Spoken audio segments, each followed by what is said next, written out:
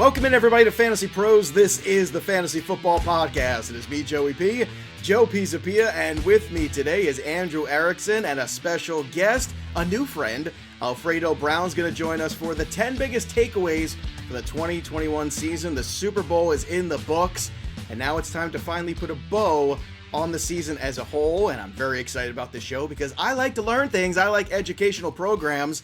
I raised on Sesame Street way back in the day when I was just a youth in Brooklyn because we only had a few channels, so there's not much else to watch. But I'll tell you what, man, I think this is always the most important thing, is to step back after the season's over, take a deep breath, and try to say, okay, what did we do right? What did we do wrong? What did we learn from our approach last year that was the right approach, and what was maybe something we need to dial back, change, or reconfigure our brains? And today we're going to dive into that stuff. And before we do, we got to take a few minutes here at least to talk about the Super Bowl, because it was definitely a Hollywood ending for Matthew Stafford and the Rams, no doubt about that. Aaron Donald got his ring. Cooper Kupp got an MVP of some kind, which is great. Maybe not the NFL MVP, but at least an MVP nonetheless. 3 quarters, hardly any flags, and all of a sudden everybody and the referees remember they had flags and started throwing them. Sometimes good, sometimes bad. So some dicey calls late.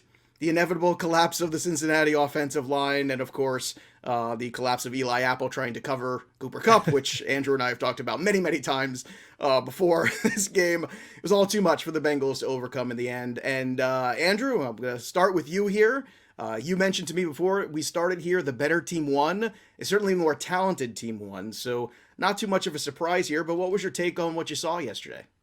Yeah, I think that when you looked at the matchup on paper, I think everyone kind of identified the matchup in the trenches was so much in favor of the Rams that, yes, could Joe Burrow magically turn into a scrambling quarterback and make all these great throws? And you saw some semblances of that in that game, but eventually, that's not sustainable. That's not a recipe for success over and over and over again. You need to operate from a clean pocket to make all the throws. And even if you look at how the Bengals scored, it was because Jamar Chase made this sick catch down the sideline on a deep ball. It's because T. Higgins caught a 75-yard touchdown. Those 2 big plays generated all of their offense. They were not really moving the ball. I know Tyler Boyd had some success in the middle of the field, and he had a very uncharacteristic drop in the fourth quarter of that game after not dropping a pass all season long. Tyler Boyd did not deliver for the Bengals. So yeah, it was kind of like a accumulation of their entire season. You saw the big plays from their top tier wide receivers, and you saw their Achilles heel, which was the pass rush. And that was the last play of the game. They couldn't block for Joe Burrow. And even on that last play, Chase is open. Chase is open downfield for another long touchdown. Another 2 seconds. That game is very different. I mean, really Burrow, 2 seconds more time. Yeah, but Burrow just didn't have the time to throw it. So, yeah, I'm not surprised by the result. Unfortunately. And also, depending on where you got, the line, I mean, it was 3. So if you got Bengals, +4, you were let's go. It worked out for you. But yeah, I really wasn't surprised by the outcome, and I know that people were backing the Bengals because of Burrow, but I mean, it just didn't work out that way. No, and Alfredo, our new friend here on the program today, joining us. He is the host of the Pretend GM podcast. They handle a lot of dynasty stuff over there, and in terms of pretending to be GM, Alfredo, we've seen the super team basically work 2 years in a row with the Tampa Bay Bucks and now the Los Angeles Rams. We know it's a copycat league. So tell me, Alfredo, do you believe that you're going to see more teams say, to heck with the draft picks, let's just get all the talent we can and burn it all and try to win? And do you think you're going to see this basically be a ripple effect in the NFL? Oh, definitely. It's like you said, it's a copycat league. Someone else is going to look at this, whether it's a good idea or not. Someone's going to try it. But I think that everyone's going to kind of see what ends up happening with the Rams, because apparently everyone in that organization is going to retire this week as well. Sean McVay and Aaron Donald, and everybody's just all right, I'm going to ride off into the sunset after the Super Bowl. So they could all retire and they'll still be over the cap. Yeah, exactly. So it sounds good in theory to try to copy this. I just don't know how plausible it actually is. All right. We had Odell Beckham, obviously, get a ring, big moment for him, had that first touchdown of the game, won a lot of people a lot of money who had that prop, but also came away with an ACL injury. Obviously, that's a huge knock there for him going into free agency. Andrew, how do you see that affecting the market for OBJ? Did he do enough already that teams will say, yeah, it's fine. When he comes back healthy, it's okay. But look, this is February. That's going to put him pretty far down the trough here. We're talking September, October, theoretically, right?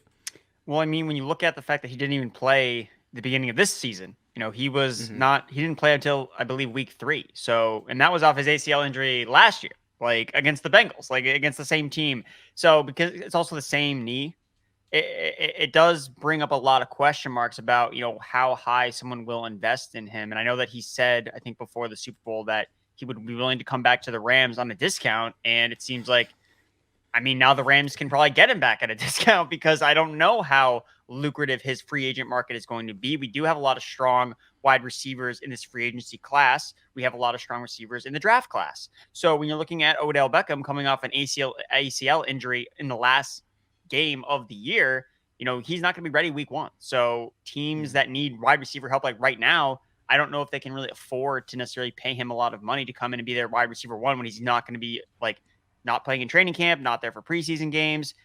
Chemistry with him is super important, as we've seen. Like if he doesn't have chemistry with your quarterback like he had in Cleveland or didn't have in Cleveland, he's going to struggle. Like you're not going to get the most out of him. So I think that this gives him a better shot of coming back to LA. Yeah, or a discount for the Packers who are going to need it when they give all that money to Aaron Rodgers. Maybe that's exactly what's going to happen. The average age of the Cincinnati Bengal player is 26 years old, Alfredo. I thought that was a fascinating stat. So basically, you can kind of go back there, maybe get a right guard, maybe get another corner in the draft or in free agency. What do you think about the Cincinnati Bengals being now right in this thick of the AFC along with teams like the Bills and the Chiefs?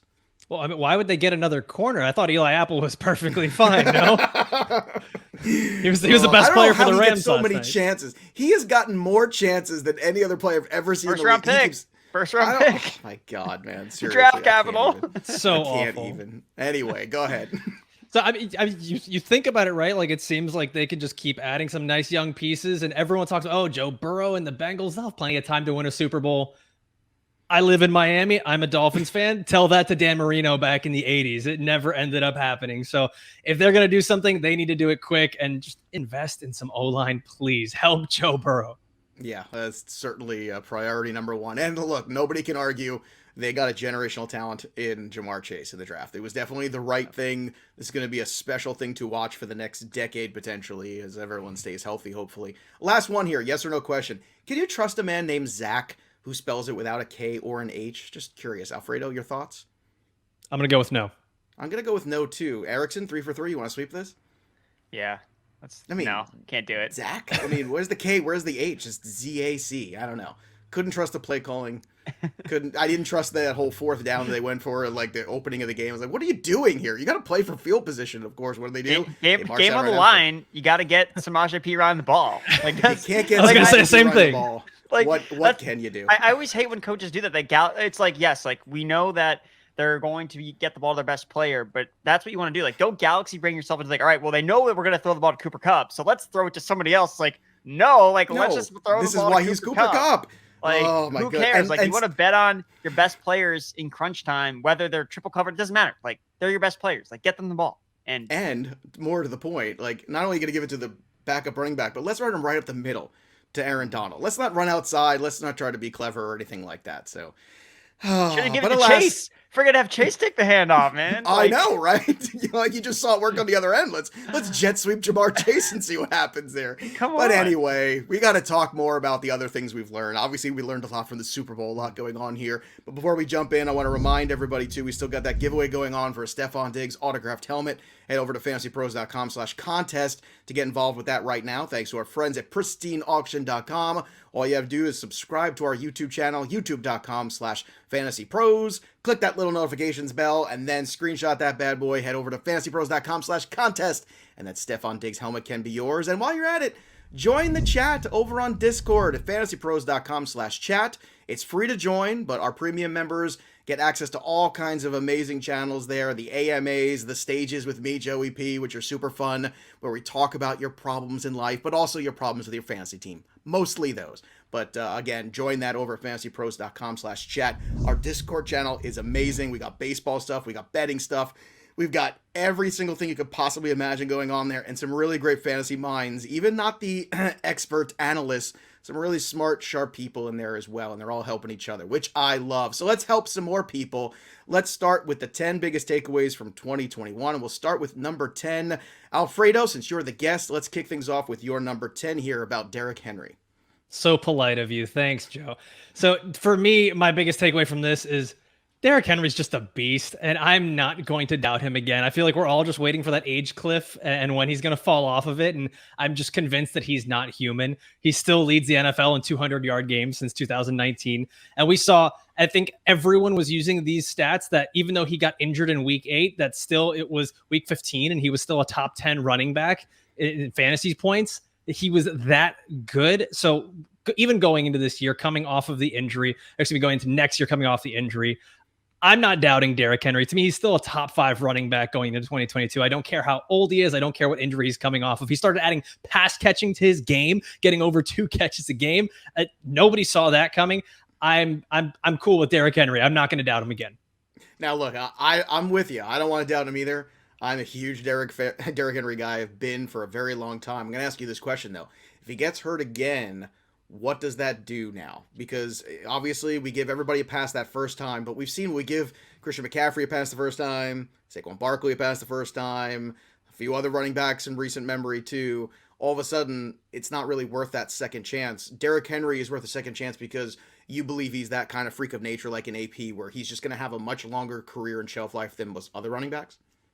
Yeah, I mean, well, from what we've seen already is that he's been a freak of nature, and he's been actually pretty good on with his game logs throughout the years, at least recently, and really hasn't had a whole lot of injury problems. He's carried the load, and even though we've been worried about that, but going into next year, obviously, if he gets hurt again, we saw how everyone reacted to CMC, to Saquon, all these guys. You do have to take some pause, and it's going to be, is it a re-injury of the same injury? That's when you get more concerned. I've learned that from my good doctor friend. If it's the same injury, that's when you get concerned. Right. If it's a different injury, it doesn't bother me as much. It's just more of a mental hurdle at that point. All right, let's go to your number 10. Andrew Erickson, what do you got for us? Yeah, so I want to focus on efficiency at the quarterback position during the draft season, not necessarily looking at like projected volume and looking at, oh, well, this guy is going to throw like 400 times, like so much passing, so much garbage time. Like there's just so much we don't know about these teams. Like we think about, oh, okay, Trevor Lawrence, like, oh, he's going to be passing so much, which he did. Oh, they're going to be down in all their games. Oh, which was true. And that resulted in no fantasy points. Like there was no fantasy goodness whatsoever.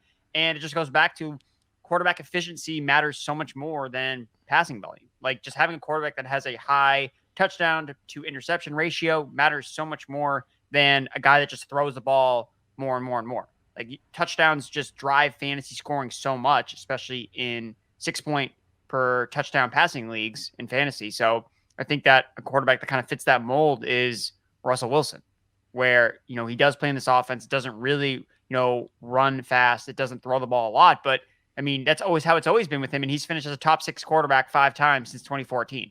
And I know that he's not going to be ranked as a top 6 quarterback heading into 2022.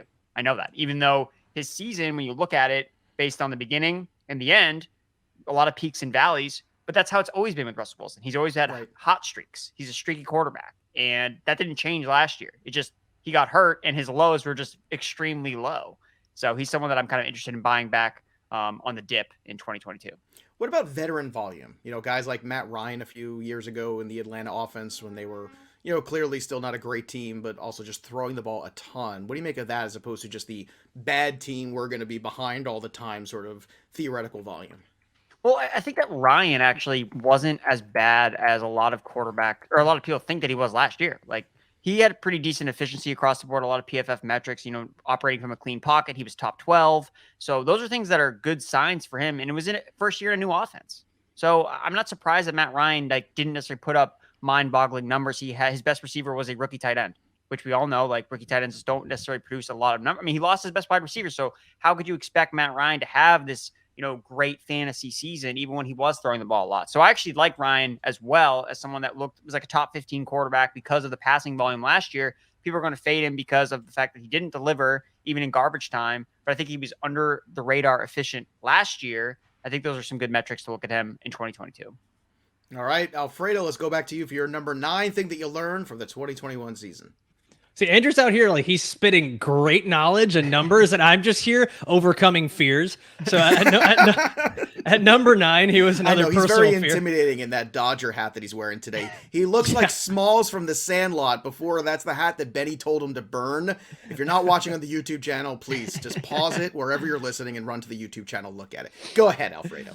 So for another fear that I'm overcoming here is I'm not going to be afraid of taking 2 pass catchers from the same offense as long as that offense is elite. And that's something that I was always weary of, I don't want to hedge my bets with one offense. If they have a bad game, that's it. I've lost that. But I mean, top tier offenses just simply produce top tier pass catchers. There's not really another way to look at it. If you are comfortable getting Tyreek Hill on your team, or you're comfortable getting Travis Kelce on your team, why would you not be comfortable getting both? They're both always going to put up top numbers. At least that's what they've been showing, as long as they have a good quarterback. We saw that with the Chiefs this past year. Obviously, Kelce and Tyreek finishing 6 and 2 respectively in their positions. The Chargers had 2 wide receivers in the top 20. The Bengals had 2 receivers in the top 20. The Bucks, obviously it's Tom Brady, a little bit different, but they had 2 receivers in the top 12. So when you find that elite offense with that elite passer, don't be so afraid about getting the pass catchers from that offense. Alfredo, do you think there's a team out there heading into this season that might be a sneaky version of that, where you feel like, I kind of like this duo, where I think people are going to be maybe slow on the uptake to go and invest into offense A or B?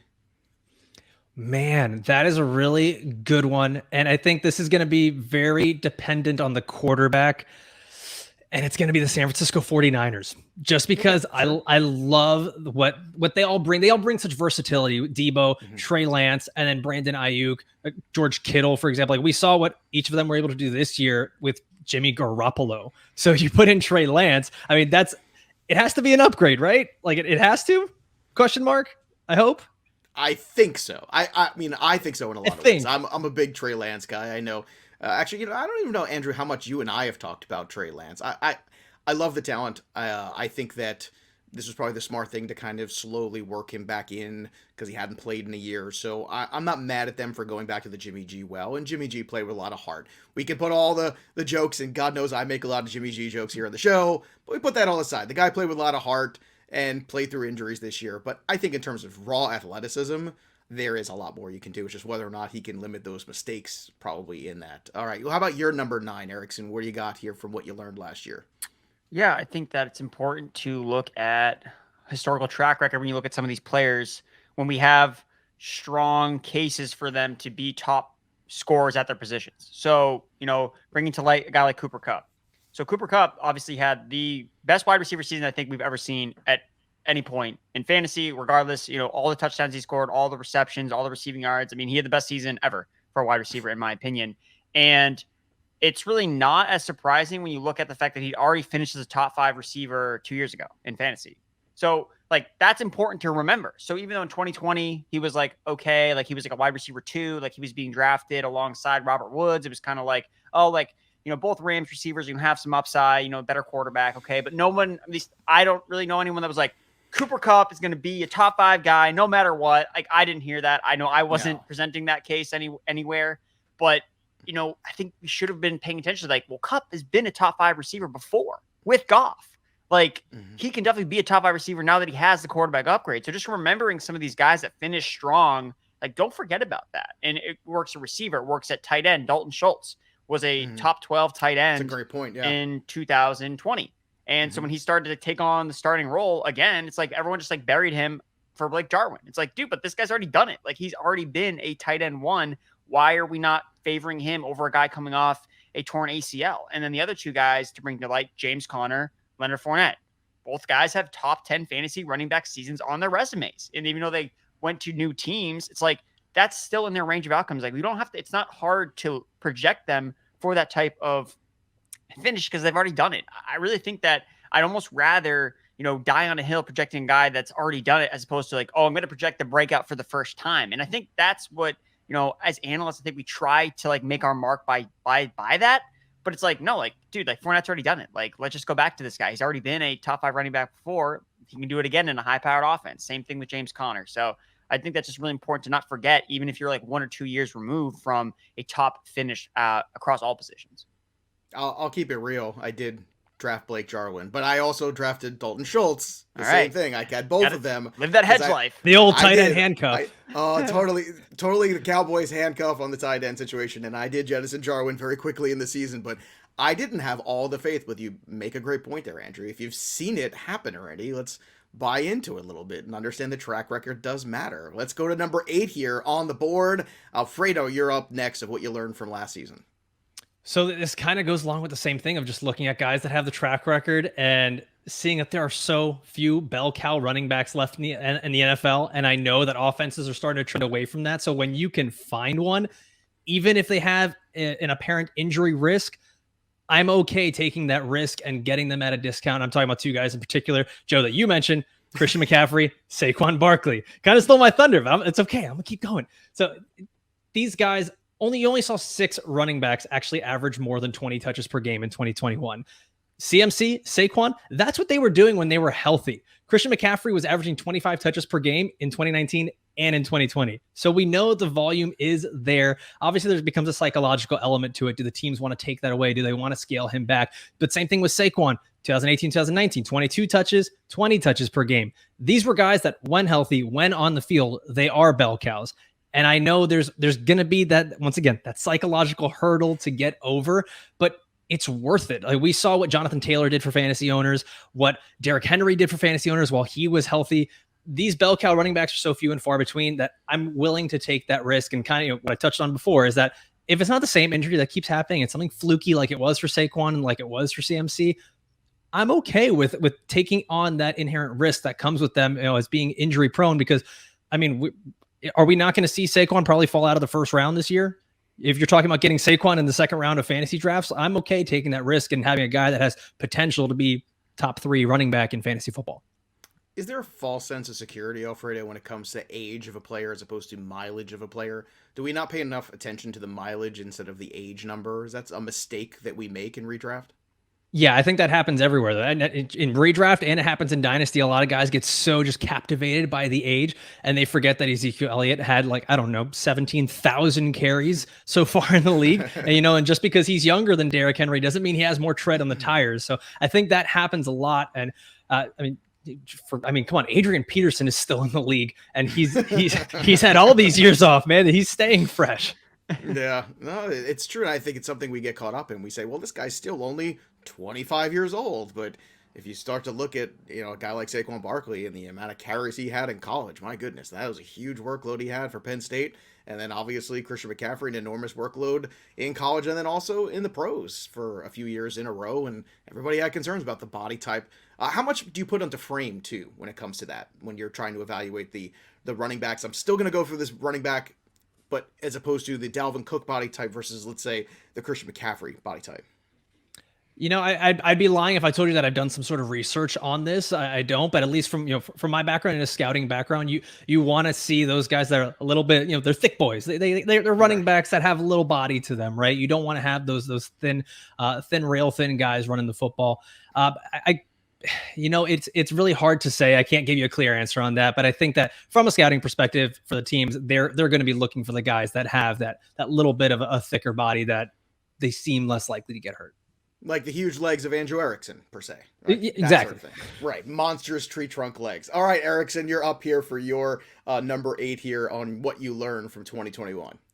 Yeah, so I'm going to stay out of the middle ADP when I draft my tight ends because you just don't get good return on your investment. Like, yes, you can get guys that meet ADP. When I looked at last year's kind of tight ends between tight end 6 and tight end 13, the best hits were Dallas Goedert, Mike Gesicki, and Noah Fant. Tight end 10, tight end 8, tight end 9. So basically, you just drafted them and they just did what what you drafted them for. So they weren't like busts, but they didn't move the needle for you.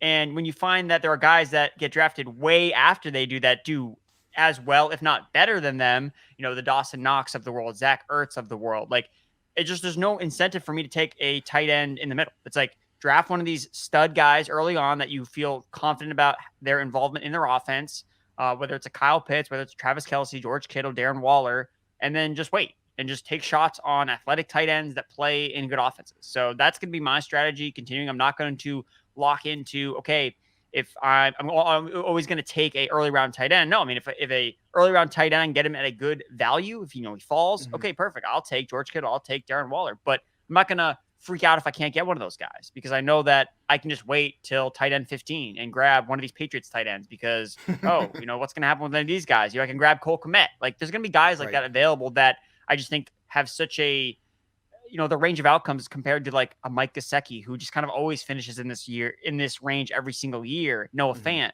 I feel like you can get guys just like them, just so many rounds later. So again, I'm just going to continue to stay out of the middle at tight ends, what I did coming into this year. And I think that 2020 just kind of bolsters this, or 2021, excuse me, bolsters that type of stance. I remember so many shows together early in the year, right? What do we talk about? Great or late when it comes to tight end. Avoid that middle, because that middle is where you bulk up at running back and wide receiver. You get the good quarterback value potentially there. And if you waited and you did a good job there, you found some gems there at tight end, like you do every single year. It's a huge mistake to draft the middle of tight end. I'm with you. That naming your kid Zach without a K or an H at the end. Huge mistakes in life. Let's go to your number 7 on your list, Alfredo. What do you got? So my number 7 is that there is a myth about quarterbacks in fantasy, and that you need to have this Konami code, quote unquote, quarterback to be effective and to have a good fantasy quarterback. I'm here to tell you it's not true anymore. Okay.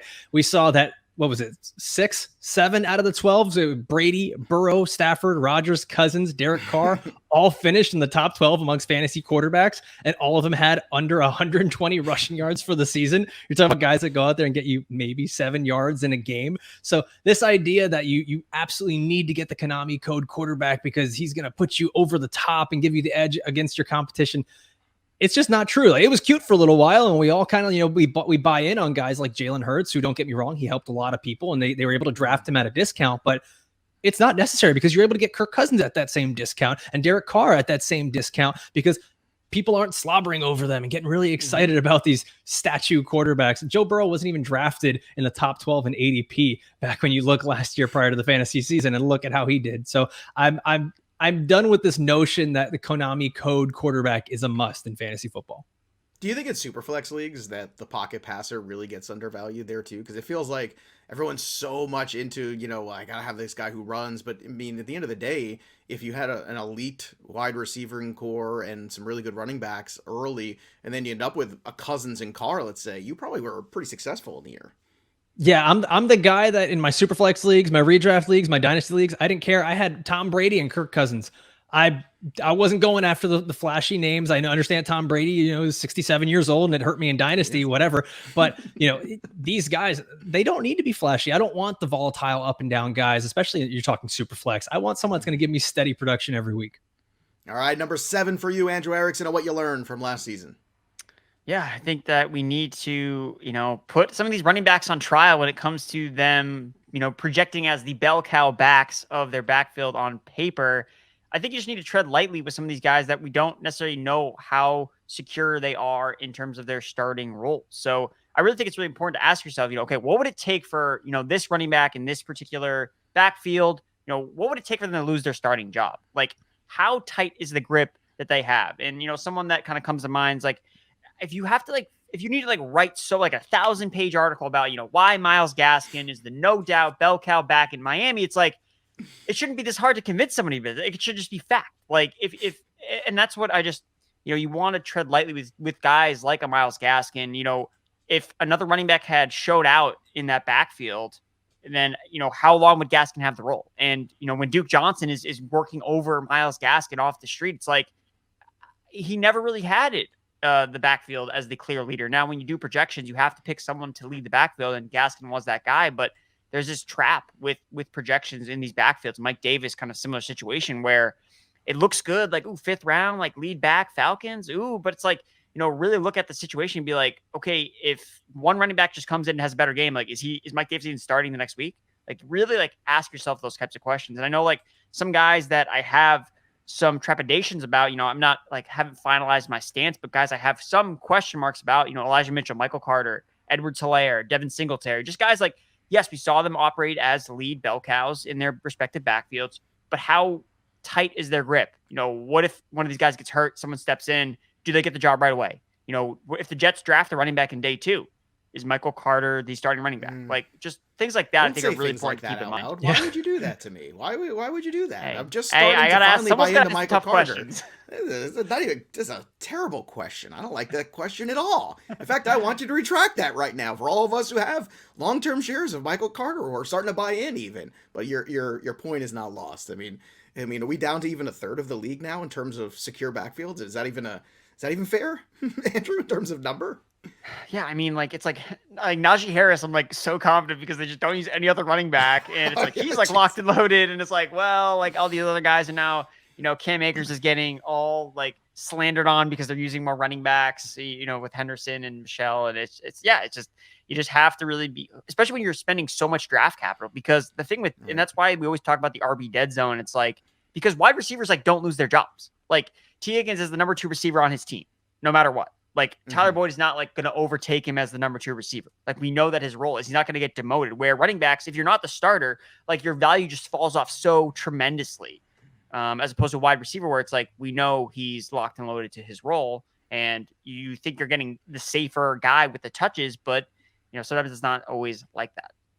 All right, number 6, what you learned from last year. Alfredo, you are up. So I demand retribution because Erickson totally cheated off my paper. He just had early mover advantage here. So he killed me on this. But my number 6 is that if you can't get a top tight end of your draft, just wait on the position. And it's not just because of those middle guys just kind of being so average, but it's just we genuinely keep seeing new stars pop up on the tight end landscape every year. Now, whether they are going to sustain that going into next year or not is totally different, because we see in 2019, Darren Waller and Mark Andrews were guys that were not being drafted as top 12 tight ends. They both finished tight end 3, tight end 5. Then the next year, Robert Tonyan and Logan Thomas ended up being these very touchdown dependent guys who they got a good enough work share. They both finished as top 4 tight ends, and they really, really came out of nowhere. So we see one year guys are able to sustain that and keep that going through their careers, at least since then. And the other year, guys aren't doing that. This past year, like you mentioned, Erickson, Dalton Schultz, and then on top of that, Dawson Knox was another guy who really came out of nowhere. And the people who, maybe you couldn't get Kelsey, Kittle, any of those guys, and you just waited. Your team was that much better by betting on these late tight ends that were in really good offenses. And that's really the way to look at it too, is just going late tight end on a bad offense you're just shooting yourself in the foot. You're burning money at that point. So to be able to get guys like Dalton Schultz, Dawson Knox where they were, and see Schultz finish the top 4 tight end, that's such a huge advantage in fantasy football. Well, that was the problem with guys like Noah Fant, right? Where, it's like, yeah, we like the talent, but it's not a great offense. I mean, not prolific in terms of throwing the football. And Dawson Knox, I think, kind of crept up on a lot of people. We saw a little last year, maybe a little taste, but I think it's important, although you joke that Andrew, was also saying the same thing. I think it's very important that when other people come into a discussion like this and have the same conclusions, and God knows that I am all about the late tight end. When I say great or late, for me to draft a top 3 tight end, I mean, he's really got to fall for me personally. It's just not what I do. It's not how I approach things. But I think that says a lot, that if this is the best strategy to put forward in the next year or so, then I think it's great when we have a community think like that, where everybody comes to the table separately and says, yeah, I think this. And then we all like, I think that too. I think that's a very important thing for everybody in terms of our listeners to glean from that and move forward. All right, number 6, we're getting close to the top 5. We're not there yet. Erickson, what's your number 6 here of things you learned from last year? Yeah, I think, and this kind of dovetails nicely off of what our guest was saying about how the Konami quarterbacks, you got to get them. And, I can already look at the ADPs for next year, and it's going to be Justin Fields and Trey Lance are going to go ahead of Trevor Lawrence and Mac Jones. Like, no doubt that's what's going to happen. But I saw some things and some metrics from those 2 quarterbacks that make me believe that they can take a bigger leap, because I could argue, maybe not so much in the Trey Lance case, but that they may have better offensive systems around them. So if you look at Doug Peterson coming in for the Jacksonville Jaguars, I think that works really well in Trevor Lawrence's favor. I mean, anyone but Urban Meyer is just like an automatic upgrade for me. Well, to that point, Andrew, the bar is so low because of the Urban Meyer stuff. Yes. But do you have faith in Doug Peterson? Because before Doug Peterson won a Super Bowl, Doug Peterson was the ha-ha joke meme of the NFL coaching world. It was like, well, it can't get worse than Doug Peterson. And then all of a sudden, Carson Wentz gets hurt. Nick Foles goes on this magical run. Every single bounce goes their way. They win a championship. And that narrative sort of disappeared. Now, he did get fired a few years later, so it reappeared. But I guess my question is, what is your faith level that you can... I understand for Mac Jones, but for Trevor Lawrence, is there an idea where you say, yeah, with Doug Peterson, I know it's going to be better than it was, but is it going to be good, in your opinion? Yeah, I mean, when you look at Trevor Lawrence or you look at Doug Peterson, excuse me, like he runs an offense where they run a lot of plays. Like they run fast. So Right. that in itself is just a better offense environment than what Trevor Lawrence was under last year, where they were playing slower. And even they actually threw the ball a lot. And I think that there is a semblance to Trevor Lawrence taking a lot of dropbacks in his first year, just getting in reps, because it's like, we're not going to be winning games anyway. Let's keep dropping back. Let's get this guy reps in the NFL, like reading defenses over and over and over again. And if you it kind of reminds me a lot of Burrow's rookie season, honestly. Like Burrow threw the ball like 30, 40 times a game as a rookie before he got hurt. And what's interesting about the two players that they have in common from the rookie year, both players finished first in PFF's metric of expected fantasy points under expectation. So because they were throwing the ball so much, the expected output should have been higher, but it's because of their lack of efficiency that ultimately was detrimental to their fantasy points. Like that's why they didn't end up scoring a lot of points. But that has to do with the offense environment around them. So you take out Urban Meyer, okay, bye. You put in someone that can at least help the efficiency of the offense improve. I think that it's going to help set up well for Trevor Lawrence, especially if they add in another wide receiver weapon. I mean, look at who he was throwing to this year. Okay, but like Chenault with like the super low average up the target, the breakout's never going to happen. It's totally terrible. Jamal Agnew, Agnew, a former cornerback. Freaking Laquan Treadwell was a guy that I was like betting overs on every single week because the guy was getting all the targets in the offense. I had some Laquan Treadwell DFS shares. I ain't gonna lie. We talked about it on the show, and they weren't so bad some weeks. A first round flame out, that no one had ever heard of, and now is like a starting receiver for Trevor Lawrence, as the first round pick. So I think that he's going to be a guy that I'm going to gravitate towards in a lot of drafts. I think that he's going to be cheaper than he was last year. And he does offer a little bit in the run game as well, so he can move a little bit with his legs. And Mac Jones, I want to point to as well, because I think the Patriots can add in some more offensive personnel around him. He's already talked about taking the next step, even without Josh McDaniels in the offense. And some of the metrics that point out to me that Mac Jones is going to take a leap forward next year. If you look at his passing at the intermediate level, 18th in PFF passing grade. He was PFF's 10th highest graded quarterback on first and second down last year. Like those are the metrics that Joe Burrow showed out in as a rookie as well. And that's why I thought Joe Burrow could take a leap forward in his second year when they added Jamar Chase. I was like, sign, seal, deliver. This guy's going to take a step forward, and he did. And I think that we could see a similar leap for Mac Jones, especially they just need to add that extra weapon. I think that's really the key that could get Mac Jones out of he's okay, like in a two quarterback league, Mac Jones. But I think that he could be a relevant quarterback in one quarterback leagues if they do add in a actual weapon. You make me want to bet right now and get on there and find the Patriots for the Super Bowl right now. What are the odds? Where can I get that? I can get it at bettingpros.com. Anyway, let's get to the top 5 here. And this is really the juicy stuff. So that was all the simple things. Now we're in the really important things here that we learned. So Alfredo, start with your 5th thing that you learned here. The top 5 stuff here that you're going to take away from last season and bring it with you to this season.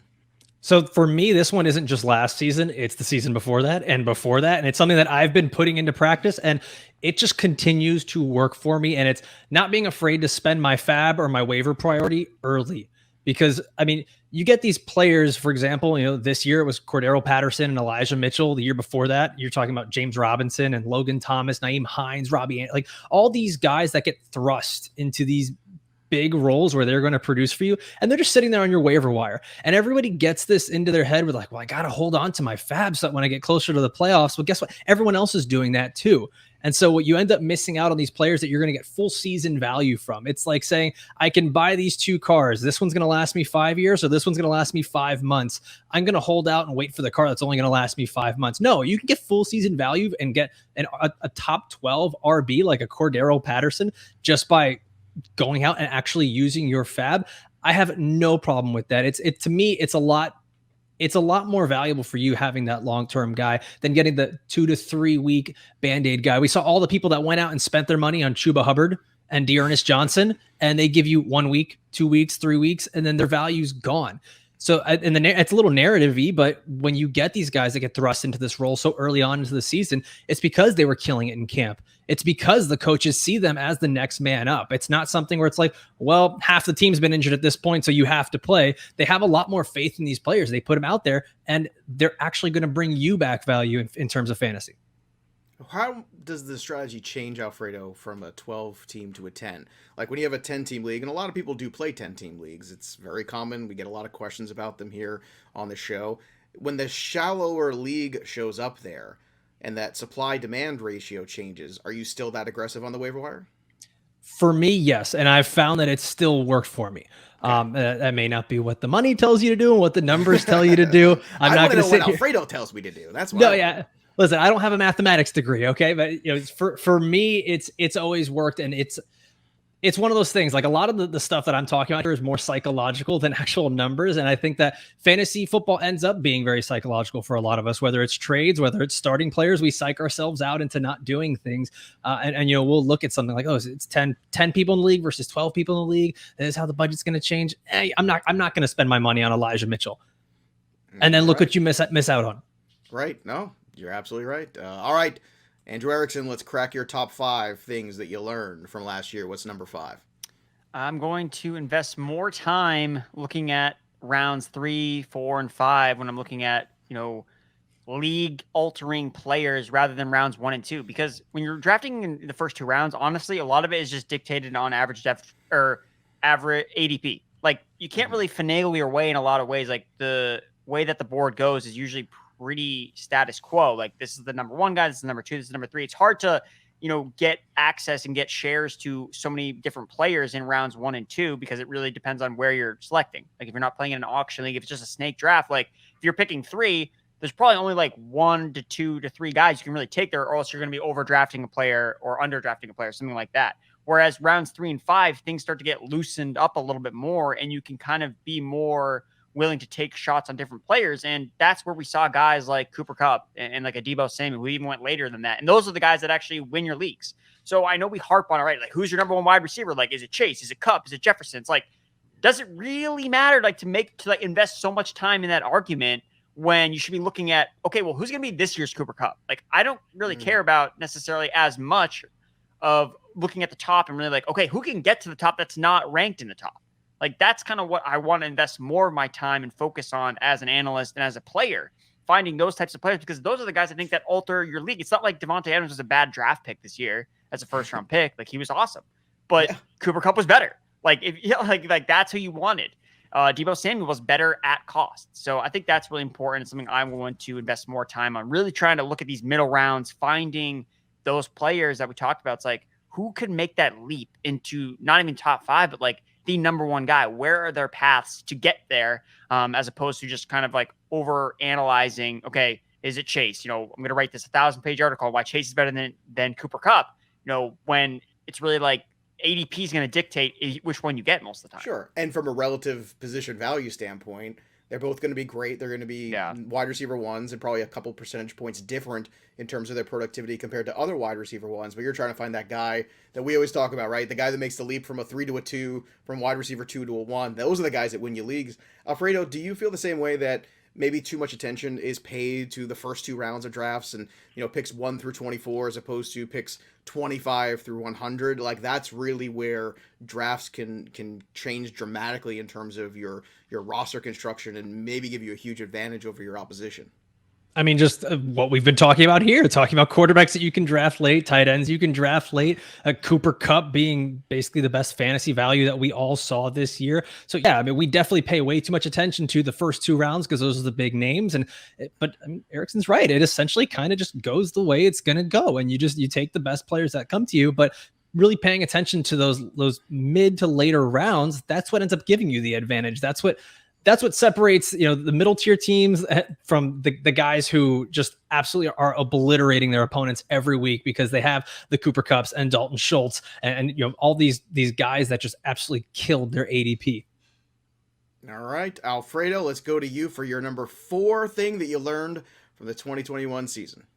All right, so this number 4 thing was a mistake by me that I made this year, and I am just urging you guys not to make the same mistake. I think we all get so caught up in players having these sophomore slumps, and I think it's just, once again, it's another psychological thing, a little narrative-y, but we can't just expect generational rookies to slump because they were so good as rookies. And I made that mistake with Justin Herbert and Justin Jefferson, and I'm like, they're going to be good, but there's no way they're going to be as good as they just were.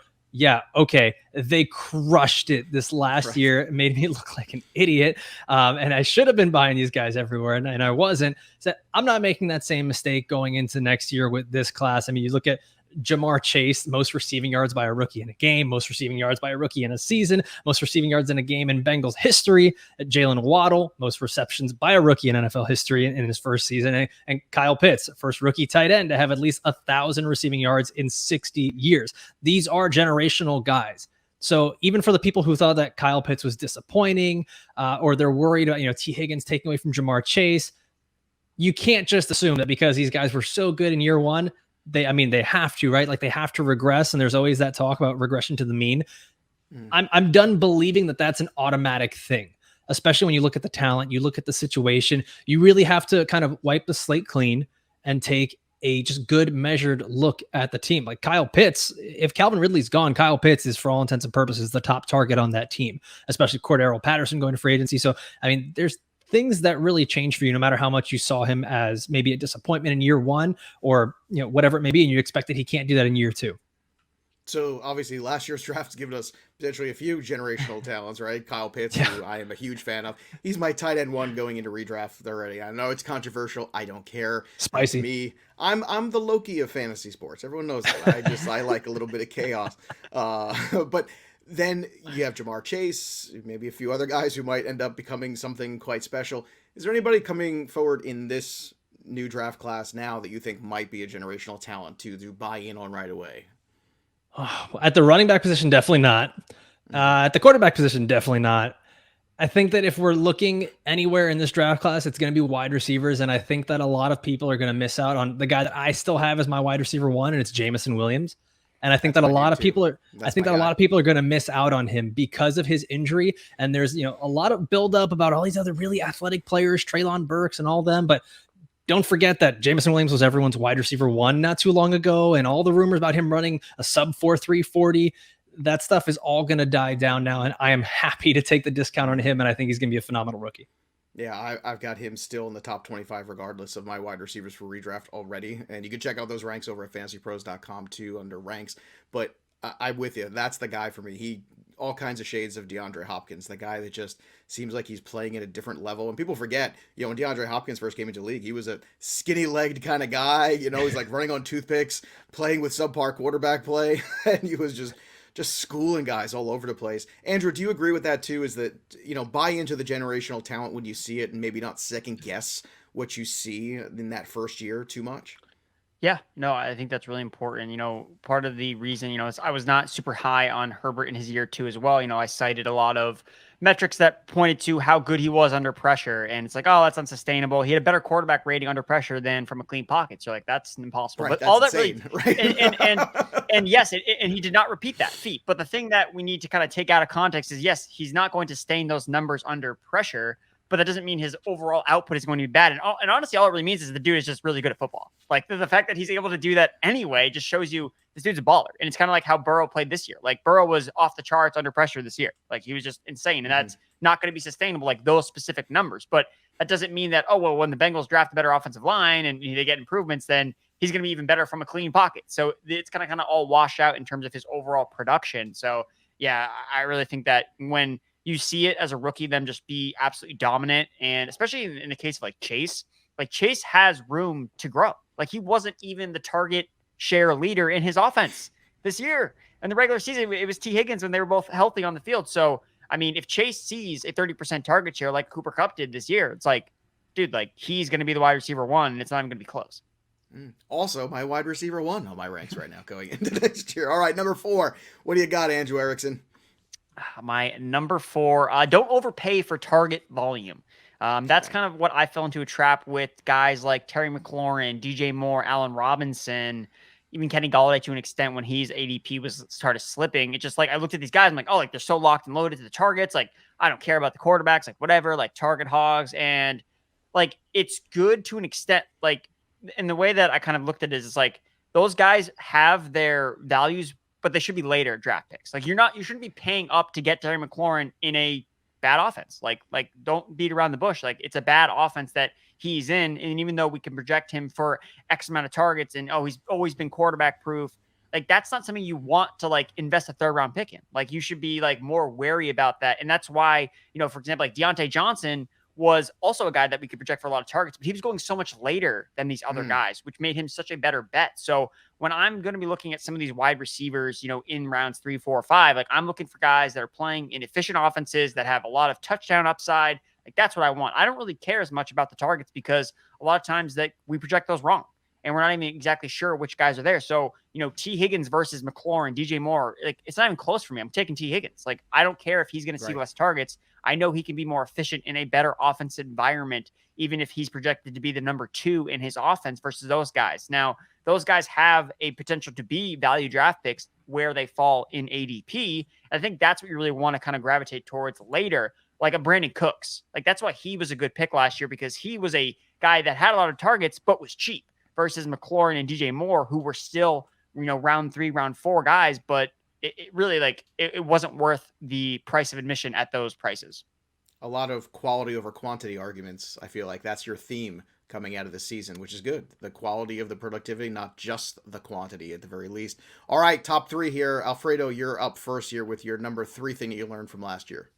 So this kind of goes really nicely with what Erickson was just talking about, and it's putting things in context and taking things even like volume, that production, no matter how good or how consistent for a period of time, it absolutely needs context. And I think that we've seen probably the biggest name that people have been talking about for his production and how it changed throughout the season was Amon-Ra St. Brown.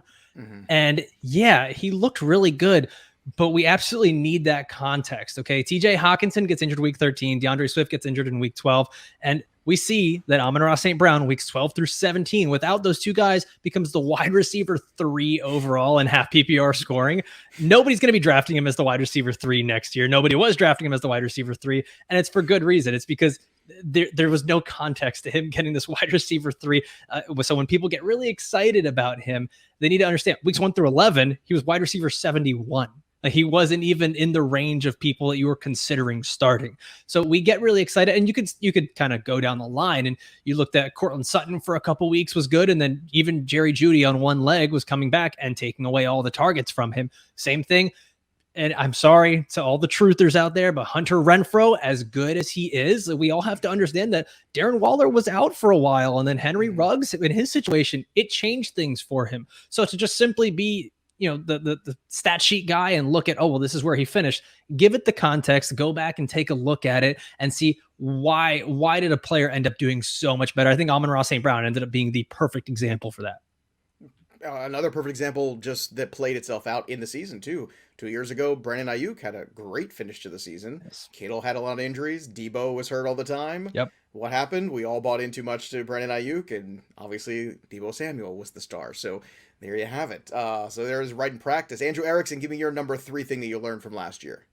Yeah, you want to look for guys that are overdue for touchdown regression on the positive side. And that was something that I read about Cooper Kupp when I was doing, my Rams preview write-up, was basically looking at him as like a guy that I could definitely see falling forward in terms of touchdown regression, positively working in his favor. And obviously that blew up in his face in a great way. Anyone that looked at Cooper Kupp and cited on the side, oh, he should catch more touchdowns because we've seen him already have double-digit touchdowns on his resume. Again, kind of going back to the theme of this quality over quantity, and that he's already done it. Like he's already had double-digit touchdowns. So upgraded quarterback, boom. It's really hard for your receiver to fail when they catch double-digit touchdowns. Obviously a very hard feat to make, but one guy or a couple players that kind of come to mind when I look at that. So Kyle Pitts is one player that you have as ranked as your number 1 tight end. He's already established himself as a solid receiving, or a great receiving option, I should say. Over 1,000 yards through week 17.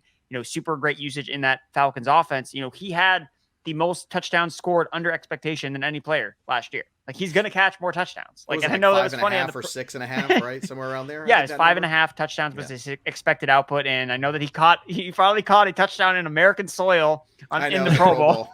That was my favorite tweet of that weekend for sure. But it's funny that he even tweeted that, because he knows that in the back of his mind, like he knew they didn't catch a lot of touchdowns this year. Like he had that in his mindset. For him to kind of like tweet that out, I thought was kind of, foreshadowing It's a little telling. bit. He's like, He knows. He's yeah, aware. he's like, no, I'm gonna find the end zone more in year 2. So I totally am on board with your Kyle Pitts number 1. I might probably have to move him up as well in my rankings. But another guy join me that falls in that category as well is Kenny Golladay. Like Kenny Golladay, just terrible year last year for the Giants, but Kenny Golladay has led the league in touchdowns before. Like that has happened in our lifetime, Kenny Golladay. And he has now new offensive coordinator, or new head coach, Brian Daboll coming in. Brian Daboll and the Bills offense last year led the league in end zone targets to the end zone, or passes basically thrown to the end zone by a wide margin, more than 20, more than any other team. Now, obviously that's to do with the Bills offense being efficient and moving the ball and having opportunities. But when they are near the red zone, they are throwing the ball. Like they're not looking to run the football. So Kenny Golladay, as someone that caught 0 touchdowns, like as he's made his staple in the league as a touchdown mauler. I just think that he right now is at rock bottom, and I cannot see him doing nearly as bad as he was in 2021. Like he has to improve. I think that he's going to be a value. Again, going back to where can I find these cheap targets? Kenny Golladay. Like he should lead his team in targets, right? And so he's going to go behind Amon-Ra St. Brown, even though he's the clear alpha in his offense. And there's no, like, again, Kadarius Toney obviously could potentially win that role. But I think Kenny Golladay is going to be someone that I'm probably going to gravitate towards because he's going to be too cheap. All right, Alfredo, number 2 thing that you learned from last season into this one. And here we are again. We're coming right off of the great point from Erickson, and it works perfectly into my next one here. And it actually brings up Kenny Golladay. So for me, it's landing spot absolutely matters for both rookies and free agents. And this is one of those things that a lot of people in the dynasty fantasy football world argue about. It's, should I do my rookie draft before the draft or afterwards? I'm a big proponent of afterwards because the landing spot matters so much. Mm-hmm. And, we look at a guy like Kenny Golladay, and here's one of my examples here, going to the Giants last year, they also bring in a rookie wide receiver. They have Daniel Jones, who do we have a track record where we've seen that a wide receiver can be a top guy with him? Not yet. And especially with Joe Judge as the coach. Going into this next year, though, with Brian Daboll, I do love everything that you're saying, Andrew. And the fact that he's going to be so cheap in drafts, he's going to have that regression, a positive regression, is huge. But landing spot matters. When we look at the rookies, I feel like everybody just knew Najee Harris was going to smash because of what we've seen, the track record for those teams. Mike Tomlin loves to use his running backs no matter how good, no matter how bad, no matter what the draft capital was. He uses one guy all the time. Like Kalen Ballage on the sideline making sandwiches all season. And Najee Harris was out there just getting hyper targeted. Like we see he's playing with Ben Roethlisberger, who can't move. He has and they have a bad offensive line. He's got no choice but to pass it to him. And Joe, there's something you and I talked about before the show, is that Mac Jones going to New England was such a perfect fit. If you throw Mac Jones on the Jacksonville Jaguars, I don't think we're talking about him having any fantasy value whatsoever. So these are the important things to look at when you're looking at the free agency class, the rookie class. It's something that transcends the style of fantasy, whether it's dynasty, redraft, superflex, whatever the scoring format is. Landing spot is going to matter a lot. All right, Erickson, your number 2 thing that you learned from last season. Just kind of continue to hammer these running backs that, they look like the starter. Maybe they're not the starter. You got to find these backfields where we just don't know who really is the guy, and just continue to hammer them in the later rounds, whether it's, Leonard Fournette, between him and Ronald Jones, you could have been on one side or the other, but the thing is, you should have been drafting at least one of those guys. Like every single draft should have left with Ronald Jones or Fournette. Again, only one of them panned out and one of them didn't, but you have a 50-50 shot every time you take one. Same thing with James Conner and Chase Edmonds. Like you should have taken at least one of those guys in every single draft. And that's the thing that's so funny about the league winning players is everyone has access to them because they're not going in rounds 1 and 2. Like everyone had a chance to draft James Conner. Everyone had a chance to draft Leonard Fournette, but we get so tied into, I'm going all in on Ronald Jones. Like I think he's going to be the guy. And there's just, you have to look at it from a range of outcomes perspective. Like you can how do you feel about when you take, do you like taking just the one, or are you somebody that would rather take both in those circumstances? You want to own the ambiguous backfield completely, or do you just want to take your favorite guy in each of the different ones? What's your approach? No, I mean, I think I still would just take one of those two. I would not draft both of them. I mean, Again, it all depends on like a certain, cost. If it becomes where just no one is going to take one of the other guys and he's going like 4 rounds, after his ADP, then I think, okay, it's worth taking up the value. But no, I think there's a semblance to the strategy that you kind of talked about, because after week 1, are you going to know the answer? It's like, okay, sick. Like it's going to be Fournette. Like I can just cut Ronald Jones. So I think that if it's a situation where after a week of playing, you can kind of figure out, get your answer to the question. It's like, okay, but like, for example, like the Bills running backs, it's like, it took like 14 weeks for us to like get Devin Singletary to be like the bell cow. So if you've been holding Moss and Singletary for like so long, that would have been really tough pill to swallow. So I think that ultimately I probably would still side on just taking one guy and be like, all right, in this draft, obviously I do a ton of drafts. So, this draft, I'm going to draft Ronald Jones. I'm going to hope that he's the guy that pans out for me on Tampa Bay. This draft, I'm going to draft Fournette, hope that he's the guy that pans out for Tampa Bay. Kind of vary your exposure because, especially with the injuries too, James Conner really kind of got his shot to be the top guy when Edmonds got hurt, but then Edmonds, conversely had a really big role when James Conner got hurt. So it could also change too, who the backfield to own is based on injuries, which obviously happen a lot at the running back position. All right, here we go. The number one thing that you learned from last year. Alfredo Brown, you're up.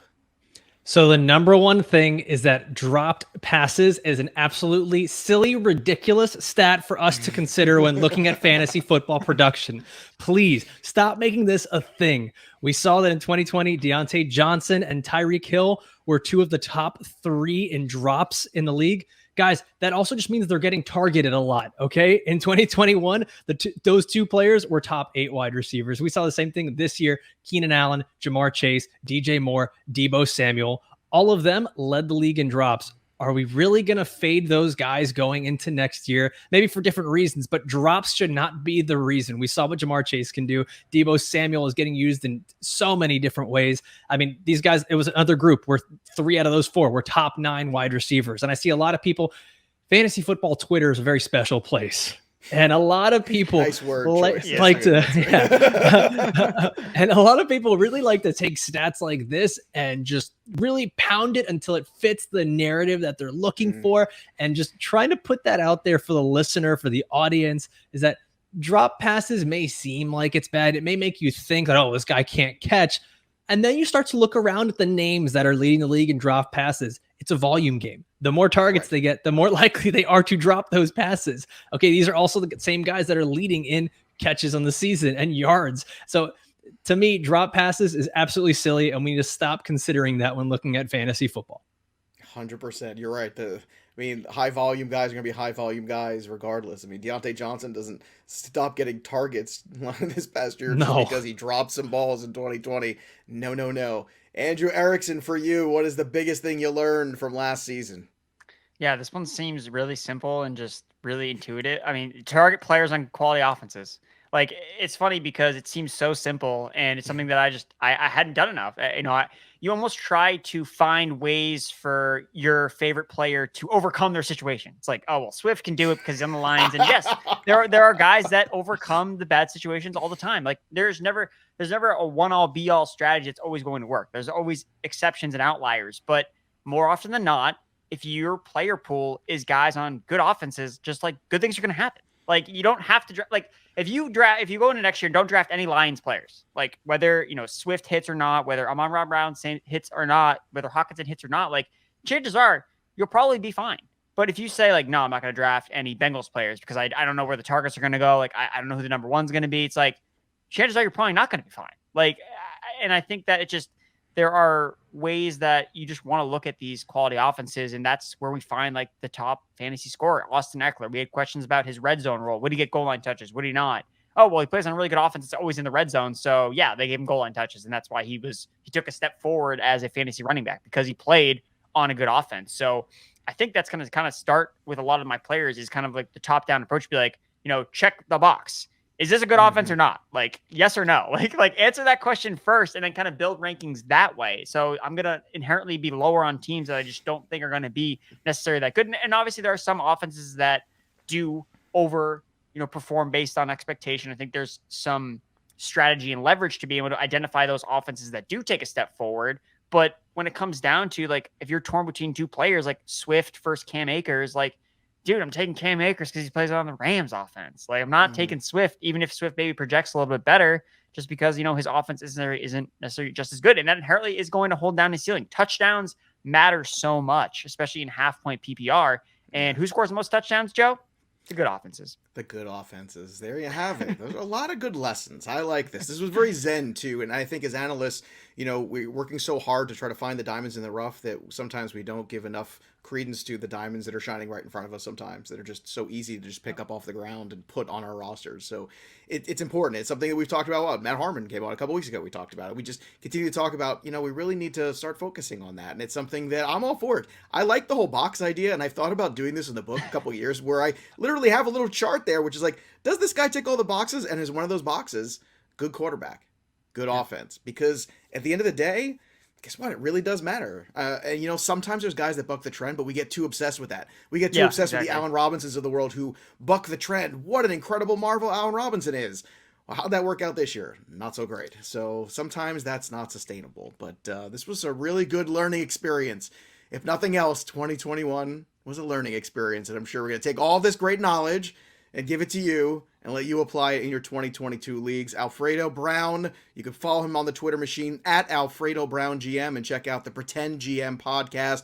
Alfredo, thank you so much for joining us today on the show, giving us your time and your knowledge, your opinions, and all of your knowledge of what you've learned as well, which is very important because we all make mistakes, all of us, even Andrew Erickson, one or twice. It's like sometimes he makes a mistake. But tell everybody what else you got going on right now. So right now we're doing our rookie rankings. I mean, it's the day after the Super Bowl, right? Like it's dynasty season day 1. So everyone that plays dynasty is looking at the rookies. And for those of you who do like to do your rookie drafts before the NFL draft, I'm against it, but we're doing our rookie rankings right now for you. And you can check that out. I support you being against it. That's the dumbest thing I've ever heard. I don't know why anybody wouldn't just wait a few more weeks for landing spots. It's idiotic. Don't do it. It's beyond me. That you could put that as the number 21 thing that we should learn from 2021. All right, Andrew Erickson, how about you, buddy? How's things going with you? You've got no more football to watch for a few months, basically. So how's that going for you? You ready to prepare for this? Taking some time off now that the Super Bowl's wrapped up, but I'll dive back into doing some mock drafts, the real NFL draft, working on my rookie rankings, dynasty rankings, best ball rankings, because you can draft right now if you want to. It's just that's the cool thing about fantasy now. It's become now a 365, even with in addition to dynasty, which is already 365. Now you have I want to draft redraft best ball team in February. Like you can do that now. The only reason I'm coaching flag football with my daughter in the 3rd and 4th grade right now is because literally I want to get a look at these kids for next year when I start drafting them on the Devi teams. That's the whole point. I mean, that's the only reason I'm volunteering is just to get an edge on everybody else. So on that note, once again, I want to remind everybody to go join the chat and join the conversation over at fantasypros.com/chat and join our Discord channels for free. And of course, upgrade if you like to the AMAs and the stages and all the amazing extra channels. All the sports are on there. Some great fantasy minds and some great interactions too. Also, don't forget to subscribe to our YouTube channel. Right now, you can watch all the podcasts, all the off-season videos. Also, we've got a YouTube channel for our betting pros and our MLB. So go join those as well. But when you join the main one and you subscribe and click that notifications bell, you might win some free stuff if you go over to fantasypros.com/contest. Thanks to our friends at Pristine Auction, and go ahead and enter that contest to win a Stephon Diggs autographed helmet. That's a pretty cool thing for the office, if I might say myself. I'll just try to go win that. All right, that'll do it for us, but the story of the game goes on for Andrew Erickson and Alfredo Brown. I'm Joey P. We'll see you next time, kids. Thanks for tuning in to the Fantasy Pros YouTube channel. Don't forget to check out our featured videos. And while you're at it, make sure to follow us on Instagram, Facebook, and Twitter at Fantasy Pros, so you can get the latest news and updates to give you the edge you need in your fantasy league.